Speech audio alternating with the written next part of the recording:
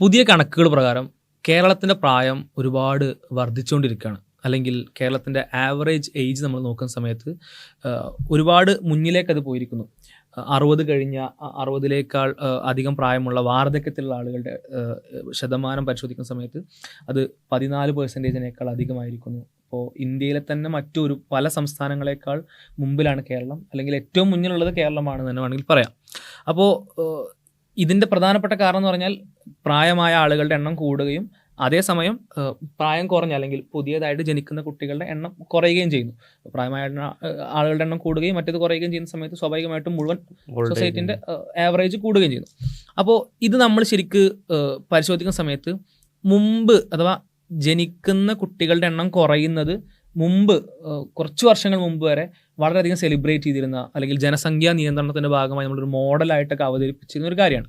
പക്ഷേ ആക്ച്വലി ഇതിപ്പോൾ നേരെ തിരിച്ചു വരികയാണ്, അല്ലെങ്കിൽ തിരിച്ചടിക്കുകയാണ്. അപ്പോൾ എങ്ങനെയാണ് ഇങ്ങനത്തെ ഒരു സിറ്റുവേഷൻ നമ്മൾ അവലോകനം ചെയ്യേണ്ടത്? നമ്മൾ ഇപ്പോൾ ഈ ഇത്രയും കാലം നമ്മൾ ഇപ്പം തിരിച്ചടിക്കുക എന്ന് പറഞ്ഞല്ലോ. ഇപ്പോൾ ഈ മാൽത്തൂസിയൻ തിയറി ബേസ് ചെയ്തിട്ട് മനുഷ്യരുടെ എണ്ണം കൂടുമ്പോൾ അതിനനുസരിച്ചുള്ള വിഭവങ്ങൾ ഉണ്ടാകുന്നില്ല. അപ്പോൾ ഇത്രയും മനുഷ്യർക്കുള്ള വിഭവങ്ങൾ ഇനി ഈ ലോകത്തുള്ളൂ. അപ്പോൾ ഇതിനേക്കാൾ കൂടുതൽ പോപ്പുലേഷൻ വന്നാൽ വിഭവങ്ങൾ തീർന്നു പോകും, മനുഷ്യർ പട്ടിണി കിടന്ന് മരിക്കും എന്നുള്ളതാണ് സിമ്പിളായിട്ട് മാൽത്തൂസിയൻ തിയറി പറയുന്നത്. അപ്പം അത് പ്രകാരമാണ് ലോകത്ത് വലിയ ക്യാമ്പയിനിങ്, ഫാമിലി പ്ലാനിങ് ക്യാമ്പയിനിങ് നടക്കുന്നത്. ഇപ്പോൾ ഇന്ത്യയിൽ സഞ്ജയ് ഗാന്ധി ചെയ്ത മാസ് സ്റ്റെറിലൈസേഷൻ, അതായത് സ്റ്റെറിലൈസേഷൻ ക്യാമ്പുകൾ വെച്ചിട്ട് മനുഷ്യരെ കൊടുന്നിട്ട് ഈ സ്റ്റെറിലൈസേഷൻ ചെയ്യണം, ഫോഴ്സ്ഡ് സ്റ്റെറിലൈസേഷൻ ചെയ്യണം. അപ്പം അങ്ങനെ ഒരുപാട് നടന്ന ഇപ്പോൾ ചൈനയിലെ അവസ്ഥ. ഇപ്പോൾ ചൈനയിൽ ശരിക്ക് കമ്മ്യൂണിസ്റ്റ് പാർട്ടിയൊക്കെ ചൈനയിൽ വരുന്ന സമയത്ത് അവിടെ പരമാവധി കുട്ടികൾ ഉണ്ടാകാനുള്ള പ്രോത്സാഹനമായിരുന്നു.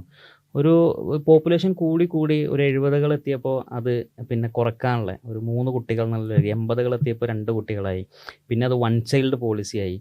എത്രത്തോളം എന്ന് വെച്ചാൽ രണ്ടാമത്തെ കുട്ടി ഉണ്ടായാൽ 2000 യുവാന് ഫൈന് വരെയുള്ള ഒരു രാജ്യമായി ചൈന മാറി. ആ ചൈനൻ്റെ ഇന്നത്തെ അവസ്ഥ നമ്മൾ കാണുന്നുണ്ട്. ഇപ്പോൾ അവർ പറയുന്നത് എങ്ങനെയെങ്കിലും കുട്ടികൾ പ്രസവിക്കണം.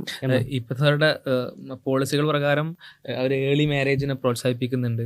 അതേപോലെ തന്നെ 3 ചൈൽഡ് പോളിസി, അത് 3 ചൈൽഡ് കുറച്ച് മുമ്പ് വരെ ഒരു ചൈൽഡിൽ സ്ട്രിക്ട്ലി എന്താ പറയുക ഫോളോ ചെയ്യുന്ന ആളുകൾ 3 ചൈൽഡ് പോളിസിയിലേക്ക് മാറുന്നു. അതുപോലെ തന്നെ ടാക്സ് കുറച്ച് കൊടുക്കുന്നു. വിവാഹം നേരത്തെ കഴിക്കുന്ന ആളുകൾക്കും കുട്ടികൾക്കും ടാക്സ്, അഥവാ 3 വയസ്സിന് താഴെയുള്ള കുട്ടികൾക്ക് ഒരു കുട്ടിക്ക് ഒരു കുട്ടി ഇത്ര ടാക്സ് കുറയും, അങ്ങനെ ടാക്സുകൾ കുറക്കുന്നു. അങ്ങനെ ഒരുപാട് ഇളവുകൾ, ഇൻസെൻറ്റീവുകൾ കൊടുക്കുന്നു. അത് ആലോചിച്ച് നോക്കണം. രണ്ടാമത്തെ കുട്ടി ഉണ്ടായാൽ 2000 യുവാൻ ഫൈനുള്ള ചൈനയാണ് ഒരു കുട്ടി ഉണ്ടായാൽ ഇൻസെൻറ്റീവ് കൊടുക്കുന്ന രൂപത്തിലേക്ക് മാറിയത്. അതായത് അത്രത്തോളം ഈ പോപ്പുലേഷൻ കുറവ് ലോകത്തെ ബാധിക്കുന്നു.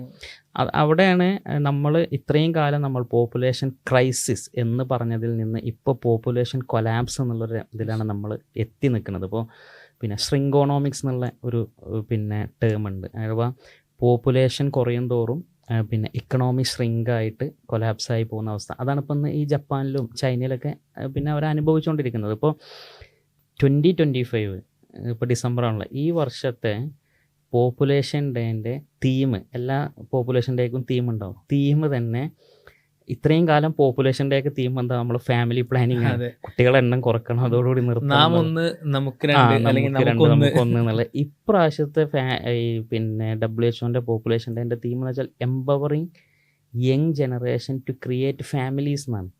അവർക്ക് നല്ലൊരു ലോകം ഒരുക്കുക എന്നുള്ളത്. അപ്പോൾ ഫാമിലീസിനെ ഉണ്ടാക്കാൻ യുവാക്കളെ ഒരു പ്രോത്സാഹിപ്പിക്കുക, അവർ എംപവർ ചെയ്യുക എന്നുള്ള രൂപത്തിലേക്ക് അത് മാറി. അപ്പോൾ പോപ്പുലേഷൻ എന്നുള്ള വലിയൊരു ക്രൈസിസ് ആയിട്ട് മാറിക്കൊണ്ടിരിക്കുകയാണ്. അപ്പോൾ അതാണ് ഇപ്പോൾ ജപ്പാൻ്റെ പ്രശ്നം. ഇപ്പോൾ ജപ്പാനിൽ ഫുമിയോ കിഷിദ അവരെ പിന്നെ പ്രൈം മിനിസ്റ്ററാണ്. അവർ ചൈൽഡ് ഫസ്റ്റ് സോഷ്യൽ ഇക്കണോമിയാണ് ഇനി നമുക്ക് വേണ്ടത് എന്നാണ് അവർ പറയുന്നത്. അപ്പോൾ എല്ലാവരും പെട്ടെന്ന് കല്യാണം കഴിക്കണം, നമുക്ക് മാക്സിമം കുട്ടികൾ ഉണ്ടാവണം. കാരണം എന്താ വെച്ചാൽ ഇപ്പോൾ TFR ടോട്ടൽ ഫെർട്ടിലിറ്റി റേറ്റ് 1.28 ചൈനയിൽ.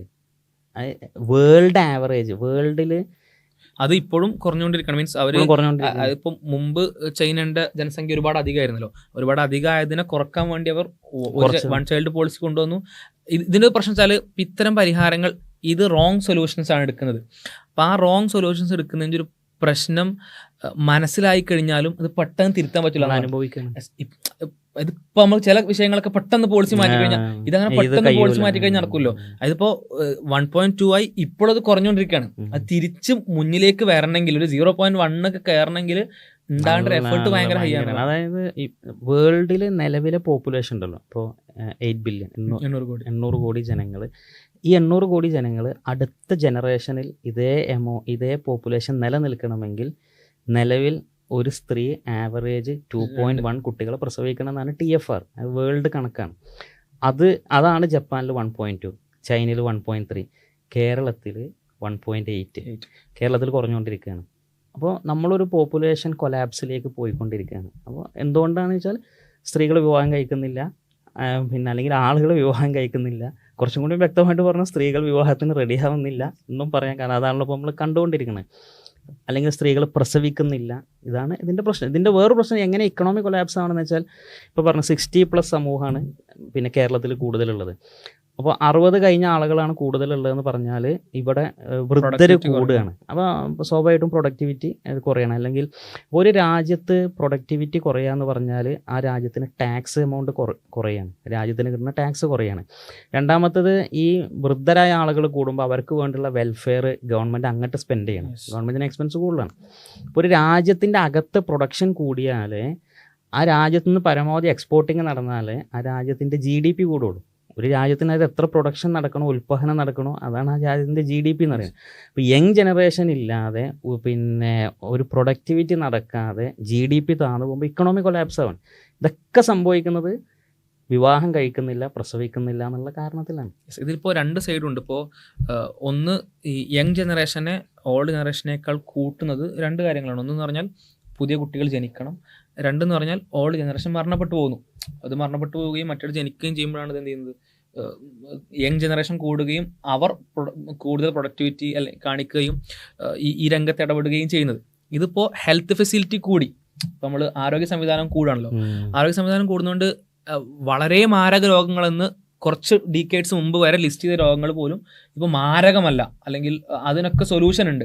അല്ലെങ്കിൽ ഏറ്റവും കുറഞ്ഞത് ഡെത്തിനെ ഡിലേ ചെയ്യിക്കാനെങ്കിലും പറ്റും, കുറച്ചും കൂടി നീട്ടി വെക്കാനെങ്കിലും പറ്റും. ലൈഫ് എക്സ്പെക്ടൻസി കൂടി ഇപ്പോൾ കേരളത്തിൽ എടുക്കുകയാണെങ്കിൽ 74.8 എത്തി. അത്രത്തോളം ആളുകൾ, അതൊരു പോസിറ്റീവ് സൈഡാണ്. ആ പോസിറ്റീവ് സൈഡ് നമുക്ക് ഉപയോഗിക്കാൻ പറ്റണമെങ്കിൽ എന്ത് ചെയ്യണം, അപ്പുറത്ത് യങ് ജനറേഷൻ കൂടണം. യങ് ജനറേഷൻ കുറയുകയും എന്നാൽ ഇത് പോസിറ്റീവ് ആണെങ്കിൽ പോലും ആളുകൾ മരണപ്പെടുന്നില്ല, അല്ലെങ്കിൽ ഒരുപാട് കാലം ജീവിക്കുന്നു, വാർദ്ധക്യത്തിലാണെങ്കിൽ പോലും ഇവിടെ ജീവിക്കാനുള്ള സംവിധാനം ഉണ്ടാവുന്നു എന്ന് പറയുന്ന കാര്യം എന്ത് ചെയ്യുന്നു, നേരെ തിരിച്ച് എക്കണോമിയെ ബാധിക്കുകയാണ് ചെയ്യുന്നത്. കാരണം അവരെ ഹാൻഡിൽ ചെയ്യാൻ, അല്ലെങ്കിൽ അവർക്ക് വെൽഫെയർ പ്രൊവൈഡ് ചെയ്യാൻ, അവരെ ആ തരത്തിൽ കെയർ ചെയ്യാൻ ഇവിടെ സൈമൾട്ടേനിയസ്ലി ഇപ്പുറത്തെ ആളില്ല.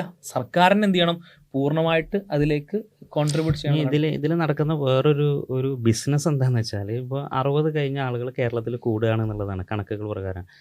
ഈ 60 കഴിഞ്ഞ ആളുകൾ എങ്ങനെ അക്കോമഡേറ്റ് ചെയ്യും? ഇപ്പോൾ ഒരാൾക്ക് ഒരു കുട്ടിയുള്ളത്, ഇപ്പോൾ ചൈനയിലൊക്കെ മുമ്പ് നേരിട്ട് വലിയൊരു പ്രശ്നം എന്താണെന്ന് വെച്ചാൽ, ഒരാൾക്ക് ഒരു കുട്ടിയാണെങ്കിൽ, ഇപ്പോൾ ഒരാൾക്ക് ഒരു ആൺകുട്ടി, വേറൊരു പാരൻസിന് ഒരു പെൺകുട്ടി, ഇവർ തമ്മിൽ കല്യാണം കഴിക്കുന്നു. ഇവർക്ക് 2 പേർക്കും കൂടി 4 പേരെ നോക്കണം. ഈ 4 പേരും വയസ്സായാൽ ഇവരെ നോക്കാൻ ഭയങ്കരമായിട്ട് സ്ട്രഗിൾ ചെയ്യണം. അപ്പോൾ കേരളത്തിൽ തന്നെ നിങ്ങൾ ഒരു കുട്ടിയുള്ള വീടുകളിൽ നോക്ക്, അവരെ ഡിപ്പെൻഡൻസി റേഷ്യോ എന്ന് പറയും. ഇപ്പോൾ ചൈനയിലെ ഡിപ്പെൻഡൻസി, ഒരാളെ ഡിപ്പെൻഡ് ചെയ്ത് നിൽക്കുന്ന മറ്റാളുകളുടെ റേഷ്യോ 40% മുകളിലാണ്. അപ്പോൾ എന്നെ അത്രയും പേര് ഡിപ്പെൻഡ്, അതൊക്കെ വയസ്സന്മാരാണ്, അവരുടെ അടുത്ത് പ്രൊഡക്ടിവിറ്റി ഉണ്ടാവണില്ല. അപ്പോൾ ഇതൊക്കെ കൂടുമ്പോൾ രാജ്യം എക്കണോമിക്കലി കൊലാപ്സിലേക്ക് പോകും. ഇവിടെ നടക്കുന്ന ഒരു ബിസിനസ് എന്താണെന്ന് വെച്ചാൽ, ഈ 60+ ആയ ആളുകളെ അക്കോമഡേറ്റ് ചെയ്യാൻ ഇപ്പോൾ നമ്മൾ മുമ്പ് ഓൾഡ് ഏജ് ഹോം കൊണ്ടുപോയിടും. ഇപ്പോൾ ഓൾഡ് ഏജ് ഹോം വേറെ രൂപത്തിൽ വരികയാണ്. അത് വേറെ രൂപത്തിൽ വരികയെന്ന് വെച്ചാൽ, ഗ്ലോബലി പിന്നെ ഇതിൻ്റെ പിന്നിലുള്ള വമ്പൻ ബിസിനസ് ടീമുകൾ ഇങ്ങോട്ട് വരികയാണ്. ഇപ്പോൾ കേരളത്തിലെ ഏറ്റവും വലിയൊരു ബിൽഡേഴ്സ് US-ലെ കൊളംബിയ പസഫിക് എന്നുള്ള സീനിയർ സിറ്റിസൺ ലിവിങ് ഹോംസിനെ കേരളത്തിലേക്ക് കൊണ്ടുവരികയാണ്. കേരളത്തിലെ 5 ജില്ലകളിൽ അവർ ഇൻവെസ്റ്റ് ചെയ്യാണ്. അവരുണ്ടാക്കാൻ പോകുന്നതാണ് റിട്ടയർമെൻറ്റ് ഹോംസ്, സീനിയർ സിറ്റിസൺഷിപ്പ്, പിന്നെ സീനിയർ സിറ്റിസൺസ് ലിവിങ്, അങ്ങനെയുള്ള ഒരു കമ്മ്യൂണിറ്റി ക്രിയേറ്റ് ചെയ്യാണ്. അതെന്താണെന്ന് വെച്ചാൽ, പച്ചക്ക് പറഞ്ഞാൽ വൃദ്ധസദനം. ആ വൃദ്ധസദനത്തിൽ കുറച്ച് നഴ്സുമാരുണ്ടാവും, സ്വിമ്മിംഗ് പൂൾ ഉണ്ടാവും, തിയേറ്റർ ഉണ്ടാവും, കുറച്ച് 5 സ്റ്റാർ ഫുഡ് ഉണ്ടാവും. ഇതാണ് നമ്മൾ അവിടെ ജീവിക്കുന്നു, അവിടെ നമ്മൾ പണം കൊടുക്കുന്നു, അവരവിടെ കിടന്ന് മരിക്കുന്നു. ഇതാണ് അതിൻ്റെ ഒരു കോൺസെപ്റ്റ്. അത് വലിയൊരു ബിസിനസ്സാണ്. അപ്പോൾ ഇതിൻ്റെ ഒരു ബിസിനസ് ഓപ്പർച്യൂണിറ്റി അപ്പുറത്ത് ഇങ്ങനെയും നടക്കുന്നുണ്ട്. അതോടൊപ്പം തന്നെ ഇപ്പോൾ മാൽത്തൂസിയൻ തിയറിനെ കുറിച്ച് പറഞ്ഞല്ലോ, അതിൽ ശരിക്കും പറഞ്ഞിരുന്ന ഒരു സൊല്യൂഷൻ പോപ്പുലേഷൻ നിയന്ത്രിക്കുക എന്നുള്ളത് നേരത്തെ പറഞ്ഞ പോലെ. പക്ഷെ അതല്ല പ്രായോഗികം. നേരെ മറിച്ച് പോപ്പുലേഷൻ കൂടുന്നതിനനുസരിച്ച് ഈ പോപ്പുലേഷൻ എങ്ങനെ മാനേജ് ചെയ്യണം, ഹ്യൂമൻ റിസോഴ്സിനെ എങ്ങനെ മാനേജ് ചെയ്യണം, അതിന് പുതിയ രീതികൾ ഉണ്ടാകുമ്പോൾ മാൽത്തൂസ് കണ്ടിരുന്ന ഒരുപാട് പ്രശ്നങ്ങളുണ്ട്. ഇപ്പോൾ മറ്റേ അവർക്ക് വേണ്ട വിഭവങ്ങൾ കുറയും. അതിന് പരിഹാരങ്ങൾ നമ്മൾ കണ്ടെത്തി. പുതിയ രൂപത്തിൽ അഗ്രികൾച്ചർ രീതികൾ നമ്മൾ കണ്ടെത്തി. അതേപോലെ അക്കോമഡേഷൻ വലിയൊരു പ്രശ്നമായിരുന്നു. ഇത്രയും ആൾക്കാർ കൂടിയാൽ എങ്ങനെ അവരെല്ലാവരെയും അക്കോമഡേറ്റ്, ഇപ്പം വമ്പൻ ബിൽഡിങ്ങുകളാണ് നമ്മൾ ഉണ്ടാക്കുന്നത്, അക്കോമഡേറ്റ് ചെയ്യുന്നത്. അപ്പോൾ ഓരോ പ്രശ്നങ്ങൾ നമ്മൾ കാണുമ്പോൾ ഇപ്പോൾ പോപ്പുലേഷൻ കൂടി എന്നതുകൊണ്ട് ആ പ്രശ്നങ്ങൾ നമുക്ക് പരിഹരിക്കാൻ കഴിയാത്തൊരവസ്ഥ വരുന്നില്ല. അതൊക്കെ നമുക്ക് പരിഹരിക്കാൻ കഴിയുന്നുണ്ട്, പ്രത്യേകിച്ച് നമ്മുടെ ടെക്നോളജി കൂടി. അപ്പോൾ അതാണ് ശരിക്കും പ്രായോഗികം. ഈ ഉണ്ടാകുന്ന ഹ്യൂമൻ റിസോഴ്സിനെ എങ്ങനെ പ്രോപ്പർലി മാനേജ് ചെയ്യാം, അതായിരുന്നു നമ്മൾ ആലോചിക്കേണ്ടിയിരുന്നത്. പക്ഷെ അവിടെ പല സമയത്തും ഇപ്പോൾ മുമ്പ് നമ്മുടെ ഇന്ത്യയിൽ തന്നെ നിർബന്ധിത വന്ധ്യംകരണം നടത്തി, ഇങ്ങനത്തെ കുറേ സംഭവങ്ങൾ നടത്തി, വളരെ അപ്രായോഗികമായ കാര്യങ്ങളാണ് നടത്തിയത്. എന്നിട്ട് നമ്മളിപ്പോൾ കാണുന്നതോ ഈ ഫാമിലി പ്ലാനിങ്ങിന് വേണ്ടി ശ്രമിച്ചിരുന്ന അതേ രാഷ്ട്രങ്ങൾ തിരിഞ്ഞു നടക്കുന്ന സംഭവം. നമ്മളും അതേപോലെ പോകും. ഇപ്പം ഇലോൺ മസ്കിനെ പോലെയുള്ള ആളുകൾ പറഞ്ഞ പോലെ പോപ്പുലേഷൻ ഇംപ്ലോഷൻ എന്ന കാര്യത്തെക്കുറിച്ച് നമ്മൾ വ്യാപകമായി ചർച്ച ചെയ്യാൻ തുടങ്ങുകയാണ്. അപ്പോൾ ശരിക്കും പറഞ്ഞാൽ ഒരു മാൽത്തൂസിയൻ തിയറിയിൽ നിന്ന് ഉടലെടുത്ത വളരെ അപ്രായോഗികമായ ഇതിനെക്കുറിച്ച് കൃത്യമായി മനസ്സിലാക്കാതുള്ള ഒരു പരിഹാര ശ്രമം, ആ പരിഹാര ശ്രമം പാളിയതാണ് നമ്മൾ കാണുന്നത്. നേരെ മറിച്ച് അതിന് വേറെ കുറെ രൂപത്തിൽ അതിനെ സോൾവ് ചെയ്യാന്നുള്ള പാഠവും പിന്നീട് അങ്ങോട്ട് അവിടുന്ന് ഇങ്ങോട്ടുള്ള മനുഷ്യ ചരിത്രം നമുക്ക് കാണിച്ചു തരുന്നുണ്ട്. ഇസ്ലാം ഒരു പ്രകൃതി മതമാണ് എന്നുള്ളതിൻ്റെ ഒരു ഏറ്റവും വലിയ തെളിവാണ്. നിങ്ങൾ ദാരിദ്ര്യം പകർന്ന് കുട്ടികളെ ഉണ്ടാക്കാതിരിക്കരുത്, ജനിപ്പിക്കാതിരിക്കരുത് എന്നുള്ള ഖുർആനിൽ ആയതുണ്ട്. മാത്രമല്ല മുഹമ്മദ് വിശ്വാസം പറഞ്ഞിട്ട് നമ്മൾ ഈ സമുദായത്തിന് എണ്ണപ്പെരുപ്പം കണ്ട് ഞാൻ അഭിമാനിക്കും എന്ന് പറഞ്ഞത്. അപ്പോൾ അതൊക്കെ പരമാവധി കുട്ടികൾ ഉണ്ടാകാൻ പ്രോത്സാഹിപ്പിക്കുന്നതാണ് നമ്മൾ കാണുന്നത്. അതാണ് സത്യം എന്നുള്ളത് കാലത്തിലൂടെ നമ്മൾ ഇതിപ്പോൾ ഈ നമ്മൾ പറഞ്ഞ ഈ റിസോഴ്സുകൾ, നമുക്ക് അവൈലബിൾ ആയിട്ടുള്ള റിസോഴ്സുകൾ അത് കുറയുന്നുള്ള ഒരു സിമ്പിൾ ലോജിക്കാണ്.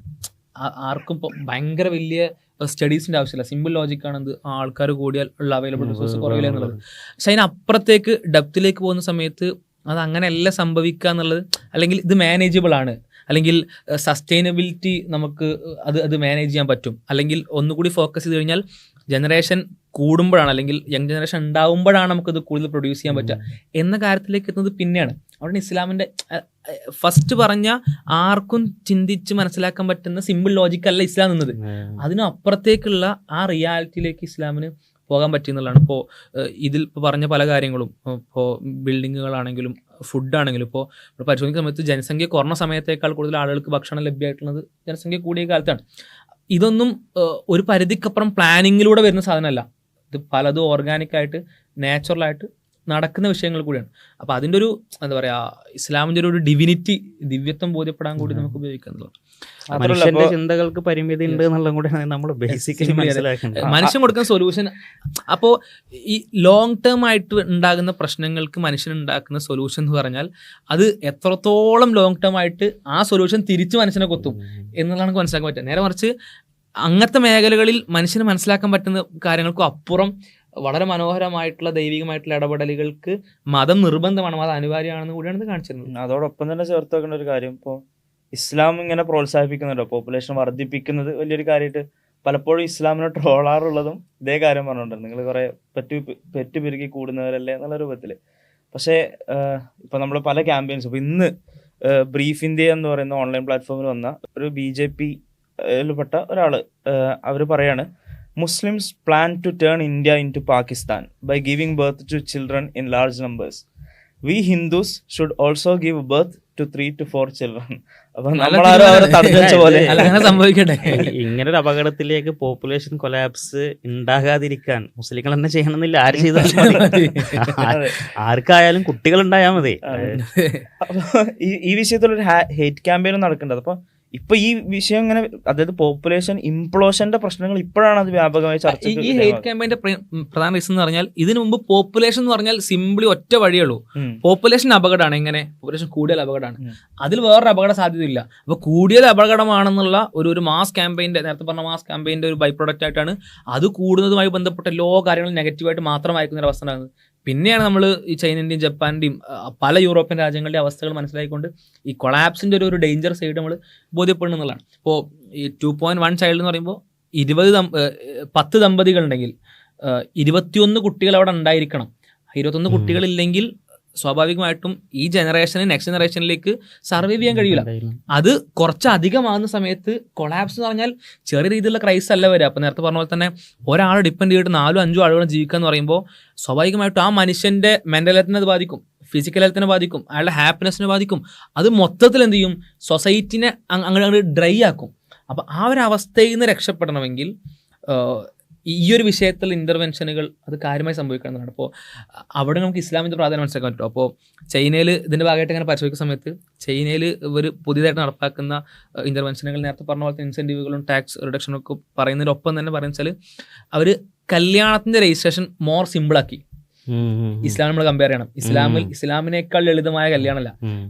ഒരു വധു, ഒരു വരൻ, വധുവിന്റെ വലിയ വധു, രണ്ട് സാക്ഷി, അഞ്ചാള് മതി നിക്കാഹ് കഴിഞ്ഞു അല്ലെങ്കിൽ കല്യാണം കഴിഞ്ഞു. ഇനി അവർ ചെയ്തത് ഡിവോഴ്സിനെ മോർ കോംപ്ലക്സ് ആക്കി. ചൈനയിൽ ഒരു കൂളിംഗ് പീരീഡ് വെച്ച് കോംപ്ലക്സ് ആക്കിയത് മാത്രമല്ല, ഡിവോഴ്സ് ചെയ്യുന്ന ആളുകൾക്ക് മാൻഡേറ്ററി കൂളിംഗ് ഓഫ് പീരീഡ്, അഥവാ ഒന്ന് മനസ്സ് മാറുമോ എന്ന് പരിശോധിക്കാനുള്ള കൂളിംഗ് ഓഫ് പീരീഡ് കൊടുത്തു. എക്സാക്ട്ലി ഇസ്ലാം പറയുന്ന തൊലാഖിന്റെ സിസ്റ്റം. തൊലാഖ് വേണമെങ്കിൽ പെട്ടെന്ന് തൊലാഖ് പറ്റൂല, അതിന് ഘട്ടങ്ങളുണ്ട്. ആർത്തവ കാലഘട്ടങ്ങൾ എന്ത് ചെയ്യണം, നിങ്ങൾ കാത്തിരിക്കണം, അതിൽ ഒപ്പം താമസിക്കണം. എത്ര ഇത് മനുഷ്യൻ ശരിക്കും ഇത് മനുഷ്യനൊരു പ്രശ്നം കണ്ടെത്തുന്നു, ആ പ്രശ്നത്തിന് മനുഷ്യർ ഒരു സൊല്യൂഷൻ കൊടുക്കുന്നു, ആ സൊല്യൂഷൻ ബാക്ക് ഫയർ ഇത് വലിയ പ്രശ്നമാകുന്നു. എന്നിട്ട് അവൻ അതിനെ ഇടങ്ങറായി ബുദ്ധിമുട്ടി ഈ പ്രശ്നങ്ങളുടെ ബുദ്ധിമുട്ടുകൾ അനുഭവിച്ച് വീണ്ടും ഒരു പരിഹാരം കണ്ടെത്തുന്നു. ആ പരിഹാരം അങ്ങനെ പടച്ചോ നിർദ്ദേശിച്ച പരിഹാരത്തിന്റെ അടുത്തേക്ക് ഇങ്ങനെ എത്തിക്കൊണ്ടിരിക്കുന്നു എന്നുള്ളതാണ്. ശരിക്കും അതൊരു മിറാക്കുലസ് ആയിട്ട് നമുക്ക് ഇസ്ലാമിന്റെ ഡിവിനിറ്റി ബോധ്യപ്പെടാൻ മനസ്സിലാക്കാൻ പറ്റുന്ന കാര്യമാണ്. അതേപോലെ തന്നെ ഇപ്പോൾ ഈ വിഷയത്തിൽ ട്രോളുന്ന ആളുകൾക്ക് ഇപ്പോഴും ഈ കറണ്ട് അഫയേഴ്സ് ഒന്നും അറിയില്ല എന്നുള്ള വസ്തുത കൂടി അത് കാണിക്കുന്നുണ്ട്. അപ്പോൾ പറഞ്ഞു വരുന്നത് കേവല മനുഷ്യന്റെ കൺക്ലൂഷനുകൾ കൊണ്ട് ഇത്തരത്തിലുള്ള കുറച്ചുകൂടി ലാർജ് ആയിട്ടുള്ള നമ്മളുടെ ഹ്യൂമൻ ക്രൈസുകളെ പരിഹരിക്കാൻ ശ്രമിക്കുന്ന സമയത്ത് ഉണ്ടാകുന്ന പ്രശ്നങ്ങളുടെ ഒരു തീവ്രതയാണ്. സിംപ്ലി ഇപ്പോൾ ലിബറലിസം ആണെങ്കിലും ഇപ്പോൾ മനുഷ്യനിർമ്മിത ആശയങ്ങളാണെങ്കിലൊക്കെ കമ്മ്യൂണിസ്റ്റ് ആണെങ്കിലും മോഡേൺസ് ആണെങ്കിലൊക്കെ അൾട്ടിമേറ്റ്ലി ശ്രമിക്കുന്നത് വെച്ചാൽ ഓല് ഈ ലോകത്ത് അവിടെ ലിമിറ്റഡ് ആയിട്ടുള്ള കാലത്ത്, ലിമിറ്റഡ് ആയിട്ടുള്ള ബുദ്ധിയിൽ, ലിമിറ്റഡ് ആയിട്ടുള്ള കണ്ണുകൊണ്ട്, അറിവ് കൊണ്ട് അവർ ഒരു പ്രത്യേക സമയത്ത് മനസ്സിലാക്കുന്ന എന്തോ ഒരു പ്രശ്നം, അതും പ്രശ്നമാണോ എന്ന് പോലും മനസ്സിലാക്കാനുള്ള വൈഡ് വ്യൂ അവർക്ക് കിട്ടുന്നില്ല. ആ പ്രശ്നത്തിന് ആ ലിമിറ്റഡ് ആയിട്ട് റിസോഴ്സ് വെച്ച് അവരൊരു സൊല്യൂഷൻ കണ്ടെത്തുന്നു. ആ സൊല്യൂഷനാണ് എല്ലാ പ്രശ്നങ്ങൾക്കും പരിഹാരമെന്ന് തീർപ്പിലേക്ക് എത്തുന്നു. ലിബറലിസം അങ്ങനെയാണ്, കമ്മ്യൂണിസം അങ്ങനെയാണ്. ഏതൊക്കെയോ പ്രത്യേക മനുഷ്യന്മാർ അവരുടെ സൊസൈറ്റിയിലേക്ക് അവരുടെ എല്ലാ ലിമിറ്റുകളോടും നോക്കി അവർ ചില പ്രശ്നങ്ങൾ കണ്ടു, ആ പ്രശ്നങ്ങൾക്ക് പരിഹാരമായിട്ട് അവർ തിയറി ഉണ്ടാക്കി. ഇതൊക്കെ വലിയ രീതിയിൽ തകർന്നടിയുന്നതാണ് നമുക്ക് കാണാൻ കഴിയുന്നതാണ്. അവസാനം പടച്ചോൻ പറഞ്ഞ ഭാഗത്തേക്ക് തിരിച്ചെത്തുകയും ചെയ്യേണ്ട അനിവാര്യതയാണ്. അപ്പോൾ നമ്മൾ ഈ എപ്പിസോഡ് അവസാനിപ്പിക്കുകയാണ്. അതിനു മുമ്പ് ഇപ്പോൾ ഈ വാർദ്ധക്യത്തിന്റെ വിഷയത്തിൽ വേറൊരു സൊല്യൂഷൻ സജസ്റ്റ് ചെയ്തിരുന്ന ശ്രദ്ധിച്ചിരുന്നു. വാർദ്ധക്യം ഏജ്ഡ് ആകാതിരിക്കാനുള്ള കൂടുതൽ വാർദ്ധക്യത്തിലുള്ള ആളുകൾ ഇല്ലാതിരിക്കാൻ വേണ്ടി എന്ത് ചെയ്യുക, വാർദ്ധക്യത്തിന്റെ ഏജ് 60 എന്നുള്ളത് 65 ആക്കാം. അപ്പം ഇത്തരം കേവല പരിഹാരങ്ങൾക്ക് നിൽക്കുന്നതിന് മുമ്പ് അല്ലെങ്കിൽ അതിന് തുനിയുന്നതിനപ്പുറം ആക്ച്വൽ സൊല്യൂഷനിലേക്ക്, സൊസൈറ്റിൻ്റെ സർവൈവലിന് വേണ്ട ആക്ച്വൽ പരിഹാരത്തിലേക്കാണ് നമ്മൾ പോകേണ്ടത്. ഏർലി മാരേജ് പോലെ, അതേപോലെ തന്നെ ബർത്ത് റേറ്റ് കൂടുന്നത് പോലെയുള്ള വിഷയങ്ങളിലേക്ക് ഗൗരവമായി സമുദായങ്ങൾക്കും മതങ്ങൾക്കൊക്കെ അതീതമായിട്ട് അതിന് വേണ്ടി ശ്രമിക്കുകയും പോളിസികൾ ഉണ്ടാക്കുകയാണ് വേണ്ടതെന്നാണ് സൂചിപ്പിക്കുന്നത്. ഈ എപ്പിസോഡ് അവസാനിപ്പിക്കുകയാണ്. മറ്റു വീഡിയോകൾക്കായിട്ട് ചാനൽ സന്ദർശിക്കുക. മറ്റാളുകൾക്ക് ഉപകാരപ്പെടുന്ന ആളുകളിലേക്ക് വീഡിയോകൾ എത്തിക്കുകയും ചെയ്യുക. അസ്സലാമു അലൈക്കും വറഹ്മത്തുള്ളാഹി.